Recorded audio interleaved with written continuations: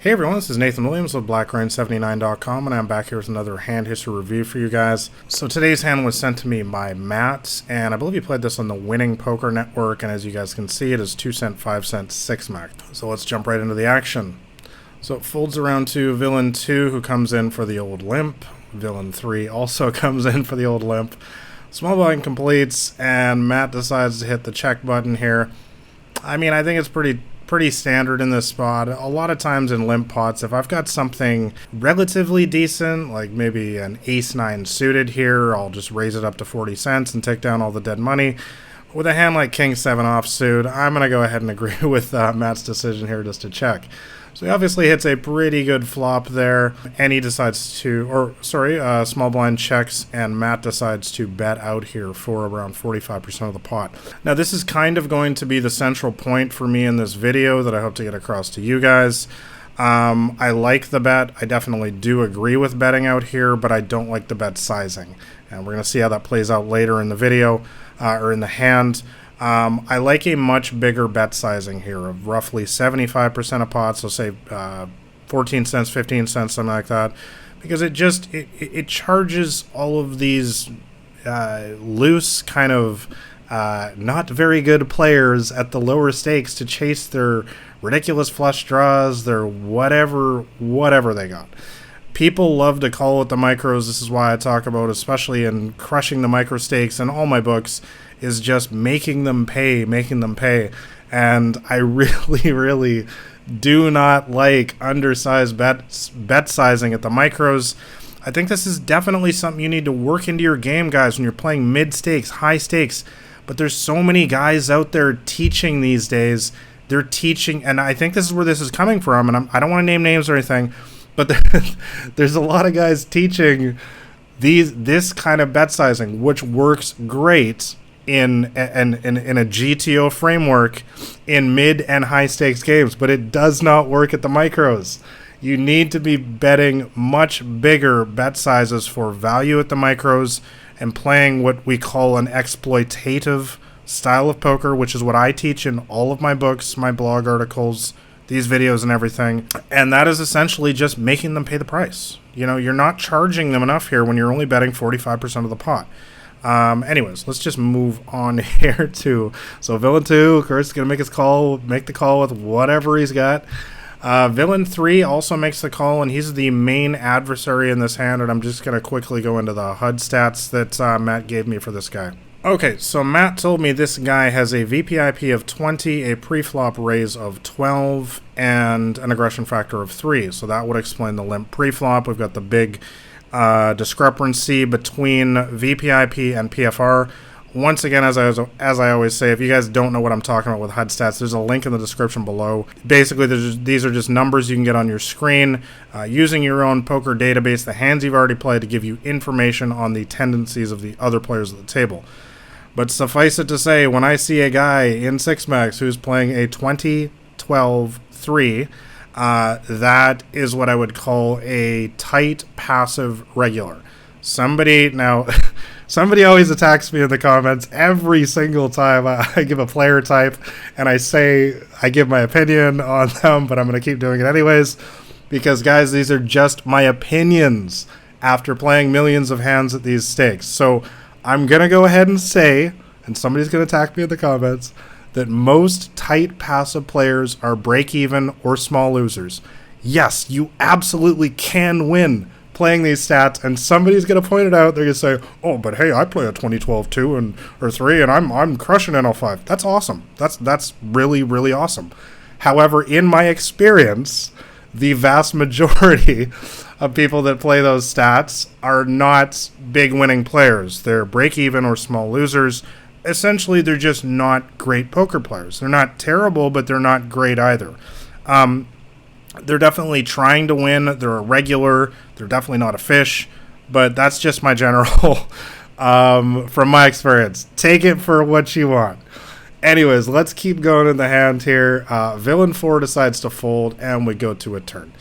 So what should we do here? Well, I think we just need to continue betting out here. I really don't like going...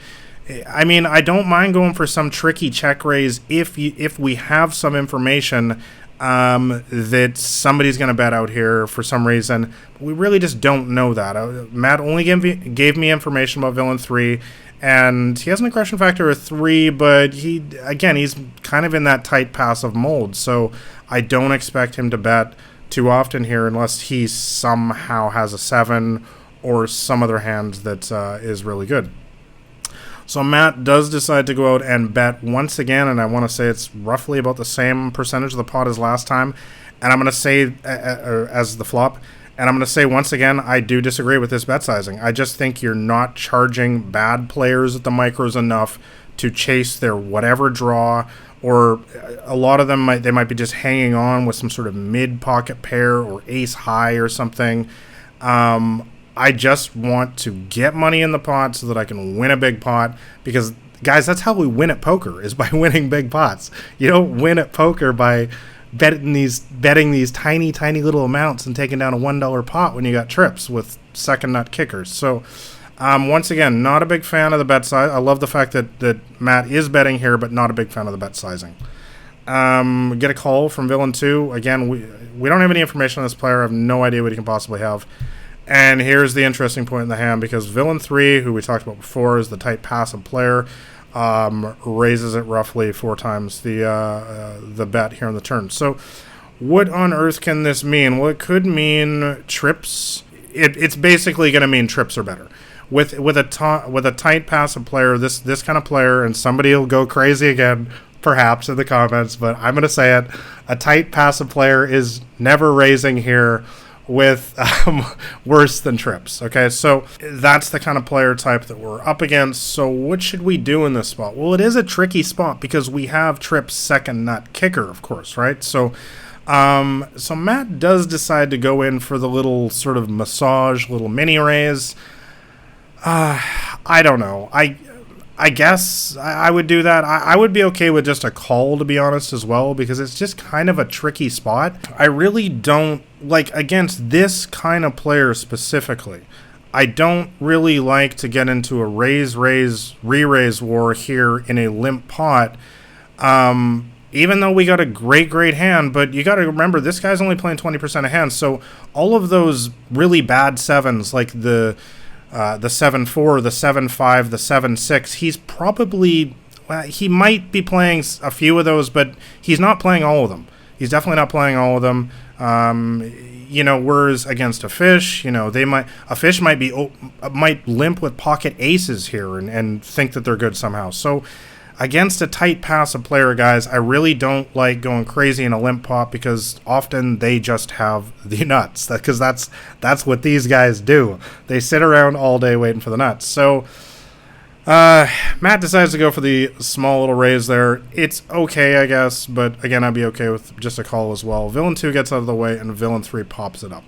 Now, at this point, I'm pretty much just puking. I'm not happy with life. I'm not happy with life at all right now. Now, am I good enough to make the crazy hero fold here? Honestly, guys, and somebody will probably go crazy in the comments again. It doesn't matter what I say. People go crazy in the comments. I probably would, actually, if I was in a completely clear state of mind, not tilted at all, I probably actually would make a fold right here, right now, against this player right here. Because I actually do think he's got us beat. This is my opinion after playing millions and millions of hands against these tight passive nits. They always have the nuts. They don't go crazy like this unless they have the nuts. So we can see how the hand plays out. I, of course, have seen the results. Hindsight is always 20/20. Matt decides to just call. I mean, yeah, I guess. I mean, if you're going to go with the hand, it really doesn't... You could go either way. You could just call or ship at this point. I mean, I think that if you're going to call here in the turn, we'll pretty much have to go with it at this point. I think given almost any river card, really, at this point, we're basically have to go with it. I mean, the flush gets there with the jack. I just don't expect this player to ever be on a flush draw, so I really don't think that card really changes much of anything. Matt goes for the check. Villain 3 goes for the ship. Guys, honestly, I mean, for me personally, I don't think we're ever good here. I really, really don't think we're ever good here. I think that this player type checks back ace 7 here. Let me know what you guys think about that in the comments. I think a tight passive player checks back ace-7 here. I think they're afraid of the flush coming in. I think a player like this, honestly, guys, is only doing this with a boat. And Matt's going to make the call, and we'll see what's going on here. And that's exactly how it played out. Villain 3 did have the boat. So, kind of going back to my point on the flop, this is why I do not like undersized bet sizing at the micros in general. And this is actually, I have taken advantage of these kind of players that bet these small amounts so many times, because this is all you got to do, guys. We're playing deep stack poker. Somebody's only going to bet 40% of the pot. Sure, I'll peel one with my pocket threes, because if they're going to pay off full, I mean, it's like, what was the bet on the flop? 15 cents or 9 cents. 9 cents to hit a 3 and win a $15 pot. So the implied odds are through the roof, guys. This is why, I always harp on, make your bet sizes a proper amount, guys. 75% a pot, 80% a pot. Don't worry about scaring them out of the pot or something like that. This is the micro stakes, guys. These guys love to call with anything and everything. Make sure you're charging them. Anyways, that's about all I got to say for this hand. Super interesting hand. Matt, thank you very much for sending me this hand. As always, I want to know what you guys think in the comments below. So let me know how you would have played this hand. Would you have gotten away somehow? And what do you think about the bet sizing as well? That's I think that's a key point of this hand for me. Lastly, make sure you give this video a thumbs up if you liked it. And subscribe to the channel. You want to see tons more micro stakes poker hand reviews like this. And lastly, make sure you download a copy of my free poker cheat sheet. It's called Massive Profit in the Micros. The top link in the description below. It's a roughly 50-page free ebook, and it'll give you my complete strategy on how I crush these stakes. So thanks a lot for watching, guys. It's been Nathan Williams with BlackRain79.com.